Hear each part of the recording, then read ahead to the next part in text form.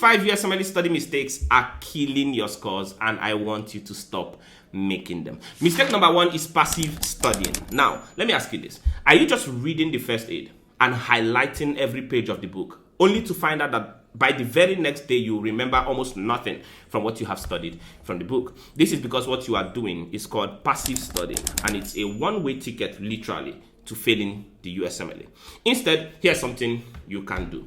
Instead of just reading and rereading your first aid as many times as they have advised you on Reddit to do, you want to use more active recall methods and test yourself constantly. You want to use concept reinforcing resources like your UWorld, or write down concepts from memory instead of just passively reviewing it. For a lot of you students out there, when you do UWorld questions, you fail the question, you look at it, oh, I picked option A, the answer is option B, oh, why? Then you scroll to the explanation given by UWorld and you read it. You do the same for the next question. It takes you 3 hours, 4 hours, 5 hours to review. And then when you're done, you say you have reviewed. But when you do the next block after that, you score just around the same thing. Why am I not improving? Even if I have done review, I have read the UWorld, I have looked at what they told me to do. It's because you are passively studying.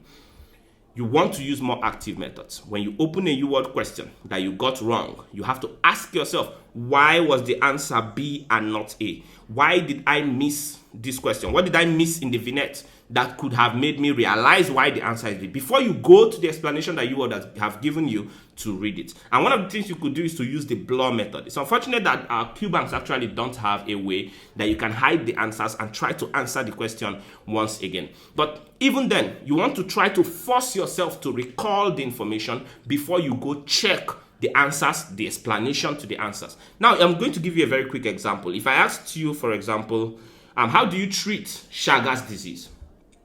As a step 1 student, how do you treat Chagas disease? Some of you may immediately go, oh, nifurtimox benznidazole, but a lot of you would not remember it right away. And there are 2 types of students in the category that does not remember. There are some of you that will go, oh, I don't recall.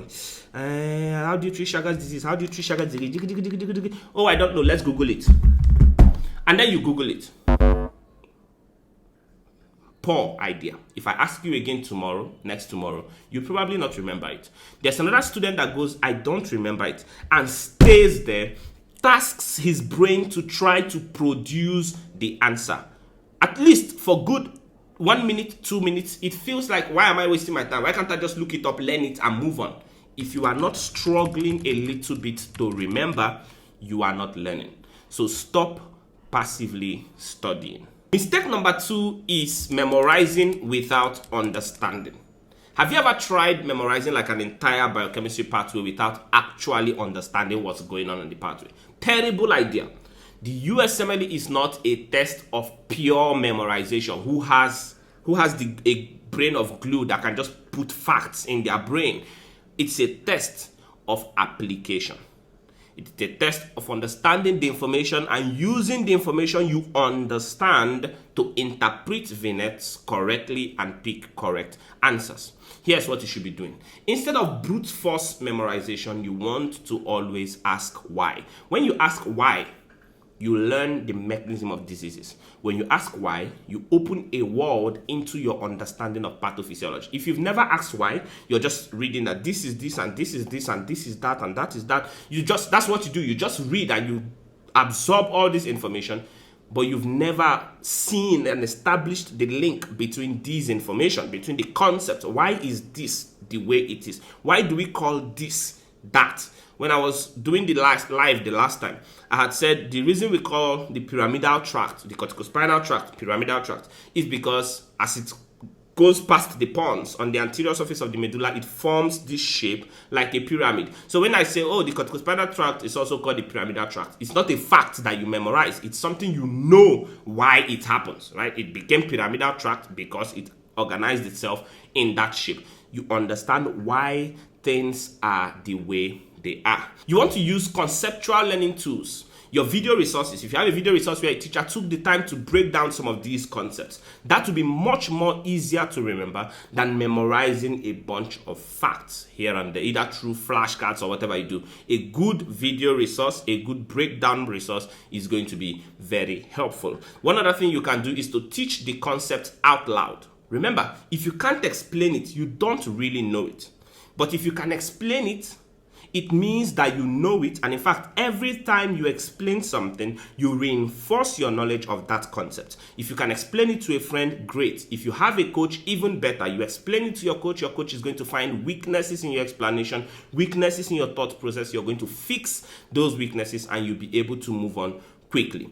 Don't just memorize, master the concepts, and that is how you will crush the USMLE.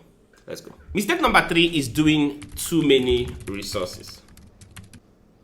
I know you have 1 terabyte hard drive that is full of medical resources. I used to have resources like that as well. I probably still do. I actually still have a terabyte of medical resources piled up somewhere.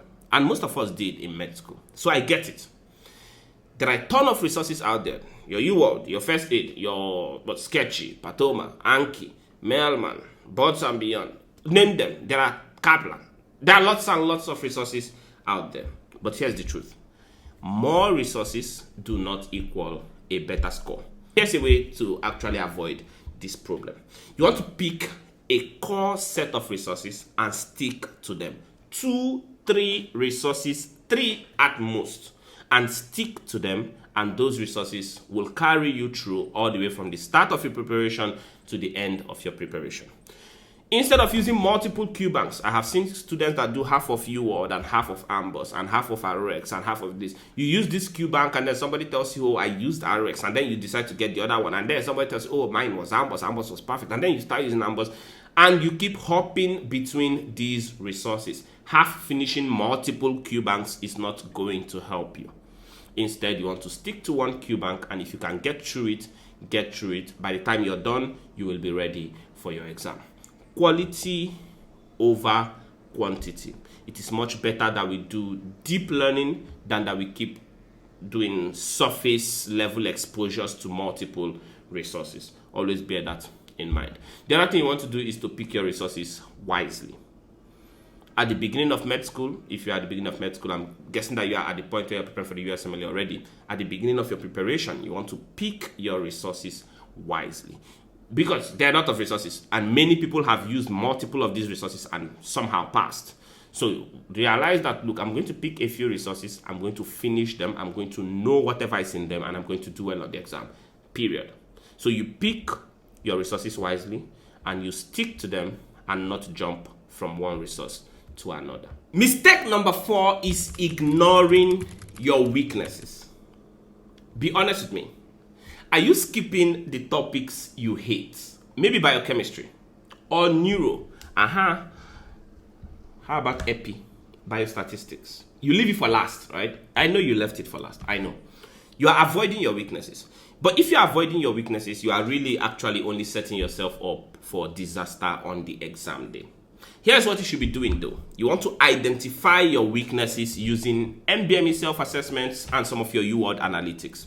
I made a video on how to break down and interpret your MBME results and what to make out of them to either fix your weaknesses or work on areas of strength that you need to improve. I'm going to put a link to that video somewhere around here. The other thing you want to do is whenever you're dealing with your weak area, you want to spend a little more time reviewing the wrong answers. Every wrong answer is a learning opportunity. Spend more time reviewing them. You need to rewrite sometimes some of the explanations on your own. I know we've come to this point where nobody wants to write with a pen anymore. I always have like a big book by my side. Like, see how thick that book is? Nowadays, I use it for a lot of other things that are not necessarily taking notes for medicine, more like work related things nowadays.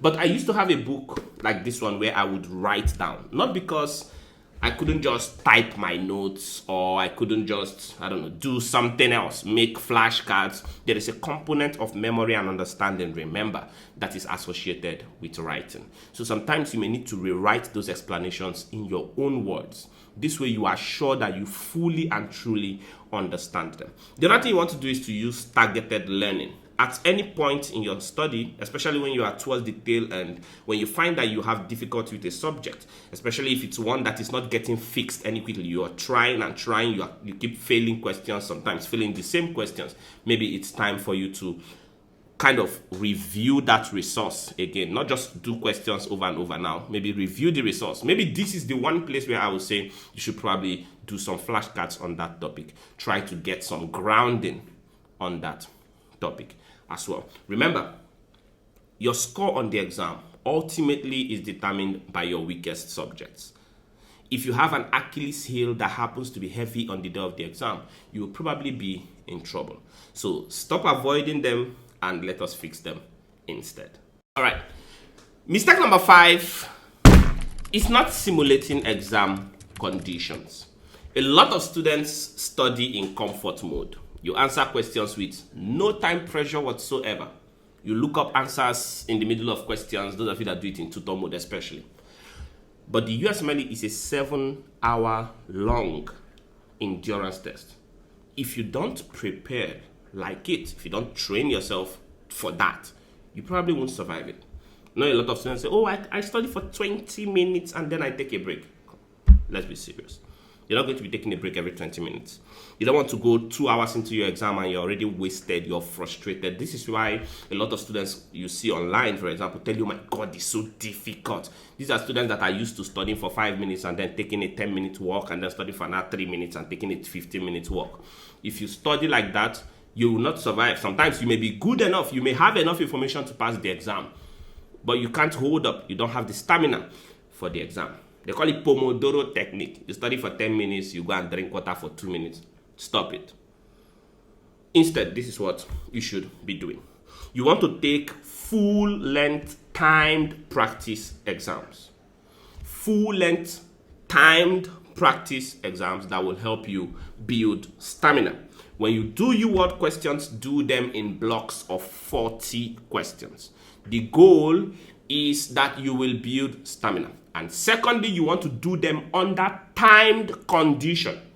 If I give you a block of questions and you do it in tutor mode and you score a 70 and you take 2 hours to do it, and then I give you another block of questions with time, and then you say, oh, I just struggle with time, but when I do it without the time, I actually do very well. That's why I prefer tutor mode. It's not about your preference. Your exam is a timed exam. So when you prepare for the exam, you want to practice getting through a certain volume of questions within the time required. That is very important. And if it is possible, you can practice in test-like environment, practice in places where there are no distractions, no breaks, unnecessary breaks, that is, just focus. You need to be able to sit down for 2 hours. You need to be able to sit down for 3 hours. Walking. On your exam day, you can decide to get up from your chair every 1 hour. You're just going to look like an idiot, right? Really. Imagine everybody sitting down doing their exam and you are standing up like there's something itching your buttocks, right? So you want to practice to sit in place for an hour, 2 hours, 3 hours. Take a break here, get a snack, come back, sit down, get through the exam and get out of the hall. If that's the kind of day you want to have, you need to prepare for the exam like that is what you're aiming for. I hope that makes sense. If you don't prepare under real conditions, you're setting yourself up for a shock on the exam day. So simulate the exam. Okay? Good. All right, let's recap. Okay, let's recap. I'm so glad I'm done with this video. It's been a while I recorded a YouTube video. It's been a long while. So I'm very happy to actually have gotten through this one for you guys. And I'm very happy to be back. Hey, I've missed you guys, kind of, or have I?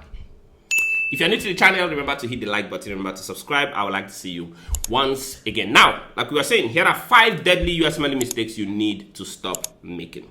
Number 1 is passive studying. Instead, use more active methods. Active recall will get you to heaven. Number 2 is memorizing without understanding. Pelumi, you need to master the concepts. Don't just memorize things. Master concepts. Understanding is more important than memorizing. If you understand, you will not forget. Number 3, get rid of that 1 terabyte. I wish I could show you mine. It's sitting in front of me. Get rid of that 1 terabyte of resources you're trying to go through. Pick only a few resources. You have too many resources. I need you to pick a few of them. Stick to a core set of resources and go deep into them. Number 4 is ignoring your weaknesses. Please, Johnny, you need to study biostatistics and epidemiology. Stop putting away neuro. You've studied GI 5 times. I know it's your favorite subject, but it's not the only thing that will be tested on the exam. You need to face your weak spots head on, fix them, and come tell me thank you in the comment section. Okay, and finally, not stimulating exam conditions. I want you to train like it's the test day. If you fix these 5 things, I guarantee you your score will skyrocket, and hey, you'll be happy, I'll be happy, my job is done, your exam is a success. You move on to the next exam, to residency, and become a doctor. So leave a comment below. Let me know which of these mistakes have you been making, which of them have you fixed and noticed a change. Let's talk about this. And if you're new to the channel, hey, I appreciate you. Hit the like button, subscribe to the channel, help us grow, turn on your notifications so you never miss a high yield USMLE tip. Finally, thanks for watching to this point. There's a live video that is already scheduled. So check around the channel, go to the live section. You're going to find a live video that is scheduled. You can catch me live. If you catch me live, you can ask me any questions you have related to the USMLE, and I'll be more than willing to answer them. Okay, now go crush your studies, and I'll see you in the next video. Yep.